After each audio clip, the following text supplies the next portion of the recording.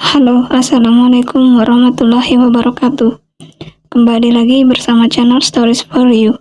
Di video kali ini, Mimin akan membahas ulasan film thriller misteri berjudul Dark Places yang dirilis tahun 2015.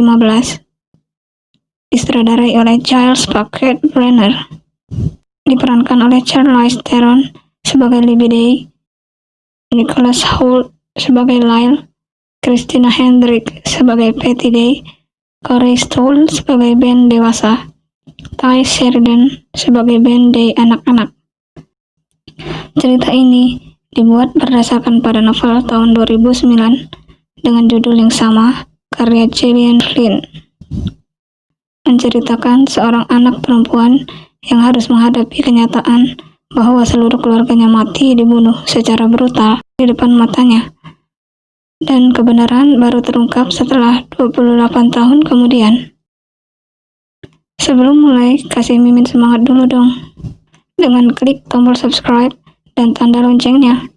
Terima kasih buat teman-teman yang sudah subscribe, yang selalu nonton dan stay tune di channel Stories for You.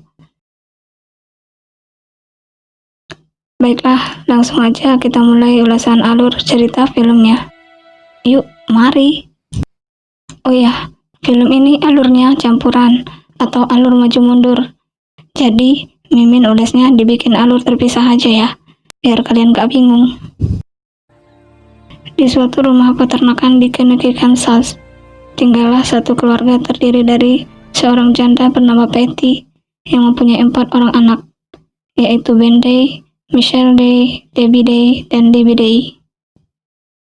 Film dimulai dengan memperlihatkan sebuah penglihatan seseorang yang seperti mencari sesuatu, dan itu ternyata adalah Libby Day kecil, anak bungsu dari 4 bersaudara yang pindah tidur ke kamar ibunya. Malam itu, pukul 2 pagi, tanggal 13 Oktober 1985, adalah malam di mana kejadian tragis itu terjadi. Seseorang atau lebih membunuh 3 anggota keluarga Day. Hanya Libby seorang, gadis kecil berumur 8 tahun yang selamat dari pembunuhan tragis malam itu, karena berhasil keluar dari jendela kamar ibunya. Keesokan harinya, Libby yang sudah ada di rumah sakit masih dalam kondisi shock dan bingung, tapi tetap harus diinterogasi, dipaksa untuk mengakui kalau yang melakukan pembunuhan keluarganya adalah Ben Day, yaitu kakak tertuanya. Ben tidak pernah membuat alibi dan benar-benar tidak bisa bekerja sama dengan polisi. Libby bersaksi dan membuat pengakuan dia melihat Ben melakukan pembunuhan itu. Meskipun kesaksian Libby dalam keadaan bingung dan kurangnya bukti fisik, Ben Day tetap dinyatakan bersalah hanya berdasarkan banyaknya rumor yang mengatakan jika dia terlibat dalam pemujaan setan. Present time. Libby sudah beranjak dewasa. 28 tahun berlalu setelah peristiwa malam itu. Sejak pembantaian keluarganya, Libby selalu mendapat donasi dari orang-orang asing yang simpati padanya. Tapi, seiring waktu, donasi yang masuk semakin berkurang. Sedangkan Libby tidak bekerja. Libby membutuhkan banyak uang untuk mencukupi kehidupannya. Siang itu, Libby bertemu dengan Jim Jeffries yang selama ini menghandle donasi Libby. Dia memberikan sebuah surat dari seseorang yang berisikan penawaran konferensi kepada Libby untuk melakukan kesaksian tentang kejadian tragedi malam itu kepada sekelompok orang-orang yang menyukai kisah kejahatan dan mengungkap misteri sebenarnya, karena beberapa dari mereka yakin bahwa Ben Day tidak bersalah. Kemudian Libby menemui sang pembuat penawaran bernama Lyle.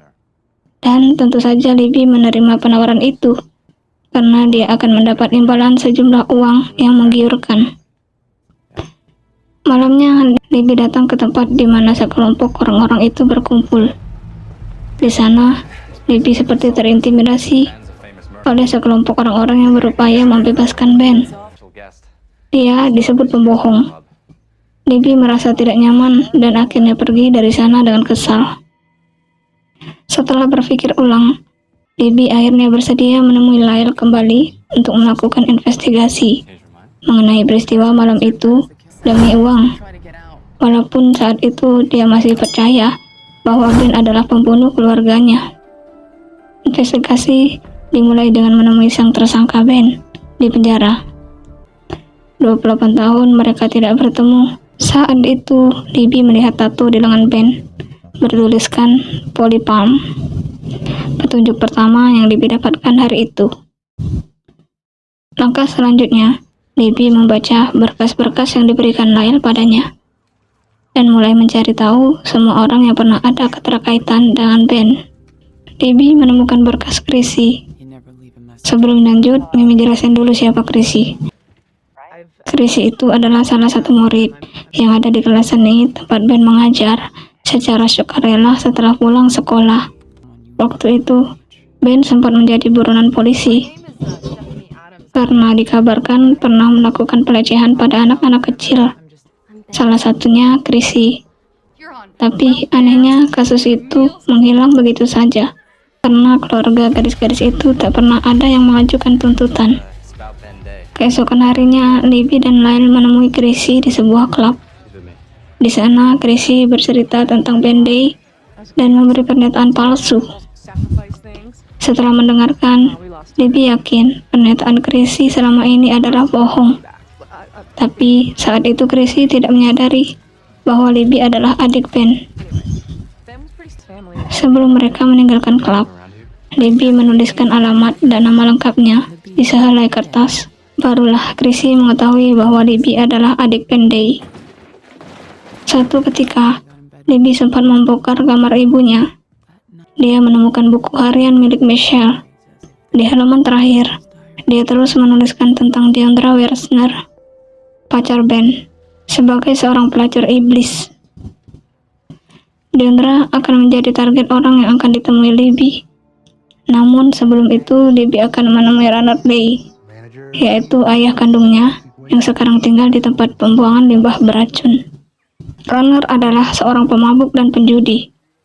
Dari hasil pertemuannya dengan Runner, Libby mendapat info tentang Trey Tepano, teman pemuja setan Ben, dan fakta tentang Deondra pacar Ben yang kala itu sedang mengandung anak Ben. Deondra menghilang sejak 1985 dan belum pernah ditemukan. Siang itu, sebuah mobil parkir di depan rumah Libby, dan ternyata dia adalah Chrissy Cates. Dia datang dengan alasan ingin mengembalikan uang yang ia pinjam saat mereka bertemu di klub. Lalu, karena rasa bersalah, dia menceritakan yang sebenarnya terjadi antara dia dan Ben Day. Ternyata gosip tentang pelecehan anak-anak yang dilakukan Ben adalah fitnah yang diciptakan oleh Chrissy karena rasa suka terhadap Ben yang ditolak mentah-mentah, hingga Chrissy marah. Karena itulah dia menyebarkan rumor tentang Ben adalah seorang peleceh anak dan seorang pemuja setan. Jadi sekarang terungkap ya, bahwa rumor itu tidak benar adanya. Setelah menemui Ben, Chrissy dan Runner, target selanjutnya yang akan ditemui Lyle dan Libby adalah Trey Tepano, seorang bandar dan pernah melakukan pemujaan setan bersama Ben. Investigasi dilanjutkan. Trey memang seorang bandar, dan Runner berhutang uang banyak padanya. Walaupun demikian, dia tidak mengetahui apa-apa tentang kejadian malam itu. Dia menyebutkan Deondra selalu ingin mencoba menjadi orang lain, selalu berganti nama, dan pernah memakai nama Polypalm. Ternyata, tato yang pernah Libby lihat di lengan kiri Ben adalah nama lain dari Deondra. Setelah menemukan alamat Deondra di Kinney, Missouri, Libby mendatangi alamat itu sendirian. Dan ternyata benar, itu adalah rumah Deondra. Di sana, Deondra tinggal bersama anaknya Crystal. Saat Libby pergi ke toilet, dia melihat kalung salib milik ibunya tergantung. Libby mengambil dan menyimpannya di dalam sepatu. Karena Libby sudah mulai mencurigai ada yang tidak beres dengan Deondra dan anaknya, maka dia berencana pulang. Tapi tiba-tiba Crystal memukul kepala Libby hingga pingsan. Mereka mencari kalung salib yang diambil Libby Tapi belum sempat menemukannya, Libby berhasil kabur. Tidak lama, Lyle datang menjemput Libby, tapi Gracie dan Crystal sudah tidak ada di sana. Siang itu, ibunya Libby kedatangan tamu bernama Joseph dari FHA atau Departemen Peminjaman Uang, mengabarkan bahwa pihak FHA akan menyita rumah dan peternakannya. Ternyata, di sini ibunya Libby terlilit banyak hutang. Hari selanjutnya, Patty dipanggil ke kantor polisi, ditemani adiknya Diane, karena mendapat laporan tentang pelecehan yang dilakukan Ben pada beberapa gadis-gadis kecil.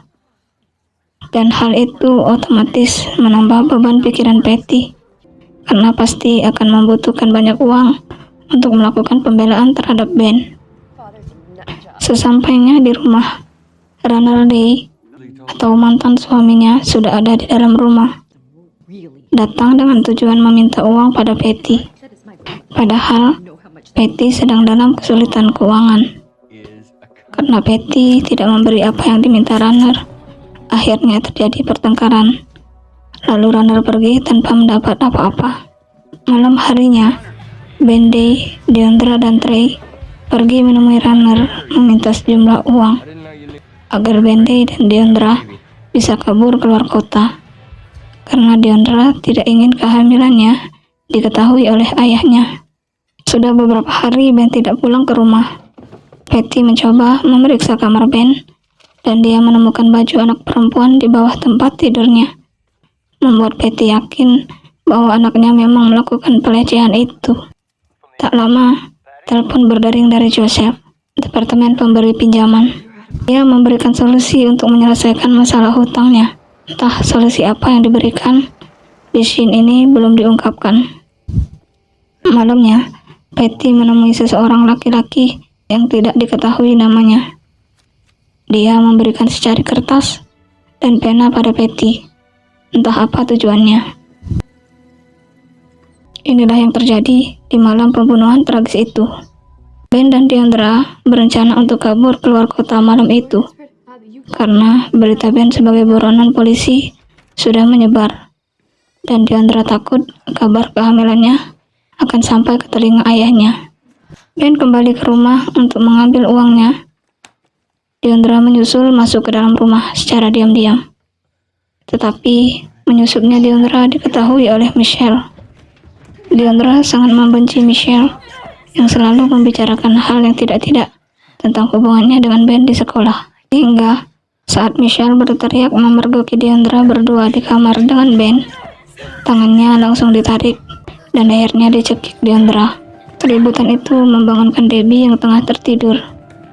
Dia ketakutan dan berlari keluar kamar.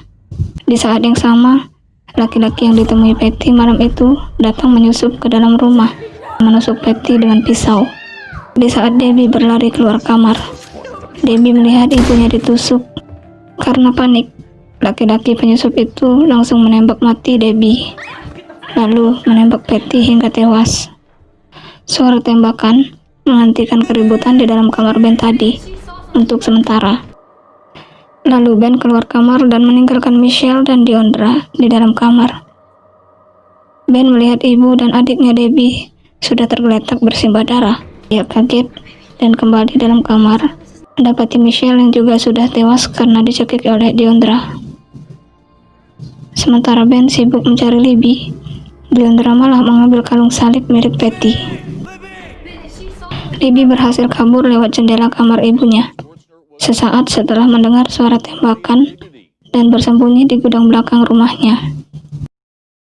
Terungkap, ibunya tewas karena menyewa pembunuh berantai bernama Kelvin Dale yang ditemui ibunya malam itu untuk membantu membunuh dirinya, seolah terlihat seperti pembunuhan, agar bisa mencairkan asuransi jiwanya untuk membayar hutang dan membayar pengacara Ben. Dan secari kertas yang diberikan Kelvin Dale saat itu adalah surat perpisahan yang ditulis Patty untuk anak-anaknya. Ben pun dibebaskan dari tuduhan sebagai pembunuh keluarganya. Deondra Wexner ditahan dan dikaitkan dengan pembunuhan terhadap Michelle Day. Crystal, anak mereka, masih menjadi buron. Sedangkan Calvin Deal, pembunuh berantai alias malaikat hutang yang membunuh lebih dari 50 orang sejak awal tahun 80-an, sekarang jadi tersangka atas pembunuhan Patty dan Debbie Day. Di akhir scene, memperlihatkan Libby yang kembali berkunjung, melihat-lihat rumah peternakan keluarganya, yang sekarang sudah dihuni orang lain. Cerita pun selesai. Begitulah ulasan alur cerita film Dark Places 2015. Semoga kalian suka dan paham dengan alur cerita yang Mimin kemas. Jika kalian suka dengan video ini, klik like, subscribe, dan share ke media sosial kalian yang ada, biar Mimin juga tambah semangat upload video-video selanjutnya. Terima kasih teman-teman. I'll see you next video.